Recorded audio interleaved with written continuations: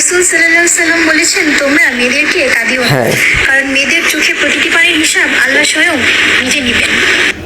জি, আপনি যে কথাটা বলেছেন সেই কথাটার সাথে আমরা 100% এগ্রি করি যে মেয়েদের চোখের পানির প্রতিটি হিসাব স্বয়ং আল্লাহ তাআলা নেবে। তো আমি আপনাকে একটা কথা বলতে চাই, আপনি যে দামি কথাটা বলেছেন সেই দামি কথাটা কিন্তু 100% সত্যি।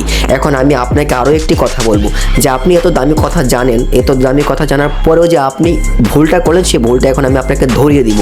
তো হচ্ছে যে আপনি অর্ধ উলঙ্গ অবস্থায় ফেসবুকে, টিকটকে, ইনস্টাগ্রামে, ইউটিউবে এই ভিডিওগুলো পাবলিশ করে যাচ্ছেন। তো এটা সম্পর্কে কি আপনি অবগত আছেন যে নারী অর্ধ উলঙ্গ অবস্থায় থাকে সে নিজেও পথভ্রষ্ট এবং অন্যকেও পথভ্রষ্ট করে?